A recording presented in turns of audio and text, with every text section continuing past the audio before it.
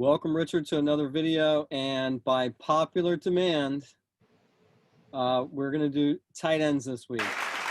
This time we're going to do it a little bit different. We're only going to do 15 tight ends.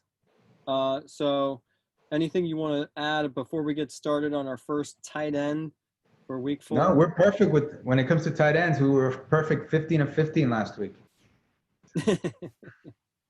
All right. Well, let's get started for top 15 tight ends for week 4.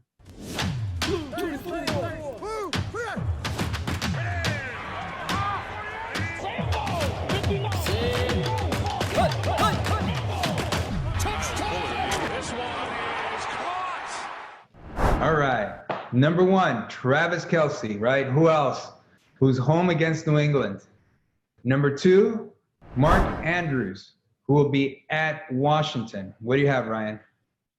Come on, I just think Mark Andrews is suffering this year. I mean, he was the second point scorer for tight ends last year. Surprisingly, beat out Kittle.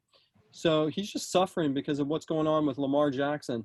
I don't know if he's going to have another game. So we're expecting him on number 2. I think that's too high for him. Really, the only reason I have him at 2, I would have Kittle at 2, is because Kittle is probably going to play this week, but he's going to maybe still be hurt, try to play through an injury. And when it comes to Mark Andrews, I think, like I've said before, I think the Ravens are going to blow out the Redskins this week. I think Lamar Jackson's going to want to make a statement after what happened with the 97 passing yards. I think he's going to want to pass for a lot of yards. I don't think he's going to be content with, if the Ravens, rush for 400 yards, like that's not, he's going to want to make a point. Hey, I can pass that ball. And number 3, I have George Kittle, home against Philadelphia. And the only reason why, George Kittle is I would probably slot him in at 2 is because he's going to try to play through that knee sprain. He's probably not going to be 100%. And number 4, I have Zach Ertz, who will be at San Francisco. Ertz value goes up a little. I mean, he's, definitely a top 10 tight end. His value goes up a little because Dallas Goedert is hurt. So he's going to be the only, real tight end there for Philadelphia and Wentz. Tough matchup, but he had 10 targets last week. Let's see what he does this week. Number 5, we have Darren Waller. I got him. He's home against Buffalo. He's a big athletic tight end. Derek Carr likes him. Gets consistent targets. And number 6, Mike Gesicki, home against Seattle. We've touched on it before. I think that Miami-Seattle game is going to be a little bit of a shootout. I say a little bit because Seattle's going to score a lot, and I think the Dolphins are going to score too. Not a lot, but they're going to score too. That offense is going to move the ball. So, Ryan, is Mike Gesicki for real? Absolutely. This couldn't be a better matchup this week playing in the Seattle defense. They're playing horrible. That chemistry between Fitzpatrick and Gesicki looked great, even though I think he targeted him a bunch.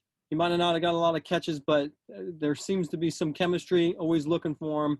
Right now, he's 4th in scoring. He's got 175 yards and 2 TDs so far, so not afraid to catch the ball in traffic. So Gesicki's the man. And number 7, Jonnu Smith. He'll be home against Pittsburgh. Jonnu's been, one of Tannehill's favorite targets. He's consistently, he's getting several targets a game. He's got a tough matchup at Pittsburgh, but because of the targets, we're keeping him at 7. And number 8, we have Hunter Henry at Tampa Bay. Same thing, playing a good defense, but Hunter Henry has been, he's been a favorite target in San Diego, regardless of quarterback. And now it looks like Herbert likes him too. And number 9, we have Tyler Higbee, home against the Giants. A great matchup. That's a great offense. Tyler Higbee scored 3 touchdowns week 2. Wouldn't surprise me if he gets a touchdown this week. Number 10, Dalton Schultz, home against Cleveland. Schultz is the number 1 tight end now for the Cowboys. We know that offense likes to pass. They have a good matchup this week. Schultz should do well. At 11, we have Fant. He'll be at the Jets. The issue with Fant is he would probably be ranked higher, but his quarterback is going to be Brett Rypien, right? A rookie QB. They decided to sit Driscoll. We know Drew Lock is injured. So they have a great matchup. He has a great matchup, right? Fant against the Jets. But we know nothing about Rypien, so we'll keep him at 11. All right, and number 12, we have Jimmy Graham, who'll be home against Indianapolis. But Jimmy Graham's been getting steady targets this year, and it looks like he has some chemistry with Foles. Had a good week 3.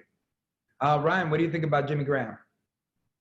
Well, he was the perennial number 1 in fantasy football for tight ends. Although he's 33 years old, I think he's seen his best years behind him. He is 7th in standard scoring year to date, 103 yards, 3 TDs. Nick Foles is an upgrade at quarterback. Jimmy Graham, I think his best days are behind him now.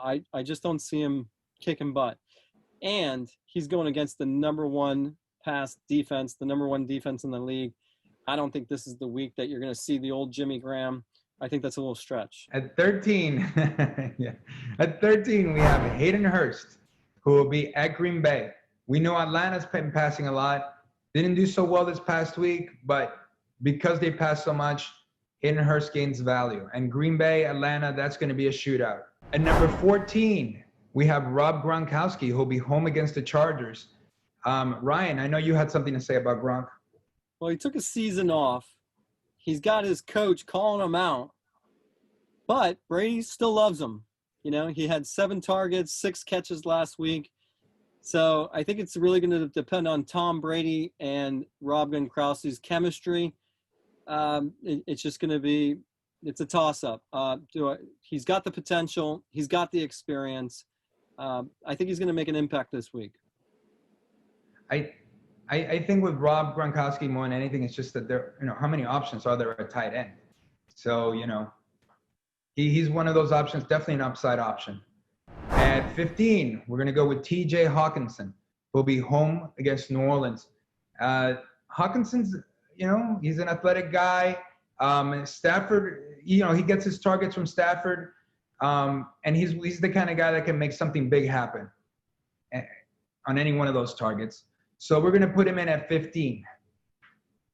So that's it for this week. Do you got anything to add for tight ends and what you think about, tight ends being a ranking list? What's your thoughts? Well, I mean, it's just, we if we want to be, a total fantasy football shop, we have to include our tight end rankings.